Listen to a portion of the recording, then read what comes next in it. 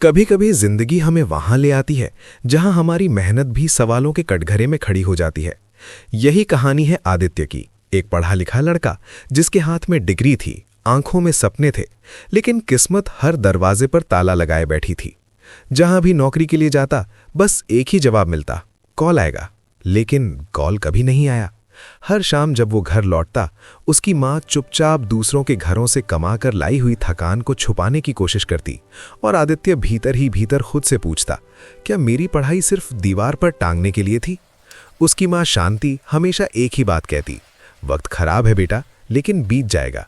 मगर आदित्य जानता था कि वक्त बीतता नहीं है, हम उसमें घिसते जाते हैं। कर्ज बढ़ रहा था, घर के खर्चे माँ की कमजोर कंधों पर थे और आदित्य की खामोशी हर दिन भारी होती जा रही थी। उसकी जिंदगी में एक ही सुकून था, मीरा। उसकी मुस्कान से आदित्य को लगता था कि सब कुछ अभी पूरी तरह टूटा नहीं है। उसने मन ही मन ठान लिया था कि जिस दिन अपने पैरों पर खड़ा होगा उसी दिन मीरा के घर रिश्ता भेजेगा।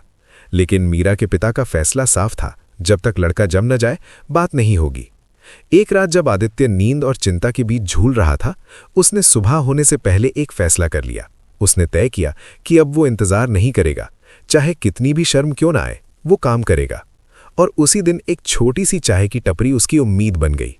पहले दिन हाथ कांप रहे थे, उसे लग रहा था लोग हंसेंगे, मजाक उड़ाएंगे, लेकिन उसने दिल से चाय बनाई, बिना मिलावट, बिना चालाकी। पहला ग्राहक आया, चाय पी और बस इतना कहा, चाय सच्ची है। वही शब्द आदित्य के लिए किसी इनाम से कम नहीं थे। दिन बीतते गए, चाय की खुशबू गली में फैलने लगी। एक दिन एक बूढ़ा आदमी चाय पीकर गलती से ज्यादा पैसे रख गया। आदित्य ने उसे आवाज दी और ईमानदारी से पैसे लौटा दिए। बूढ़ा मुस्कुराया और चला गया, लेकिन आदित्य नहीं जानता था कि उसकी ये ईमानदारी उसकी किस्मत लिख रही है। कुछ दिनों बाद एक आदमी आया और लालच का ऑफर दिया, चाय में एक चीज मिलाने का जिससे लोग दीवाने हो जाएं। आदित्य का दिल एक पल को डगमगाया, लेकिन उसे अपनी माँ का चेहरा याद आ गया। उसने साफ मना कर दिया, क्योंकि वो जानता था कि जो शॉर्टकट से मिलता है वो शांति छीन लेता है। फिर वो दिन आया जब पूरे इलाके में सरकारी रेड पड़ी। कई टपरियां बंद हो गईं, लेकिन आदित्य की नहीं। न मिलावट थी, न झूठ, न रिश्वत। एक अफसर ने उसकी पीठ थपथपाई और कहा, अगर सब ऐसे हों तो सिस्टम खुद सुधर जाए। धीरे धीरे उसकी मेहनत रंग लाने लगी। अखबार में उसकी फोटो छपी, ईमानदार चाय वाला। लोगों का भरोसा उसकी सबसे बड़ी कमाई बन गया। एक छोटा सा कैफे खुला, माँ की आंखों में सुकून लौट आया। एक दिन मीरा के पिता खुद उसके पास आए। उन्होंने कहा, तुम अमीर नहीं हो लेकिन भरोसेमंद हो, और यही सबसे बड़ी दौलत है।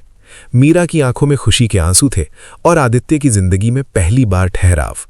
इस कहानी का अंत यही सिखाता है कि ईमानदारी भले ही धीरे चलती हो, लेकिन जब मंजिल तक पहुंचती है तो दुनिया खुद झुककर सलाम करती है।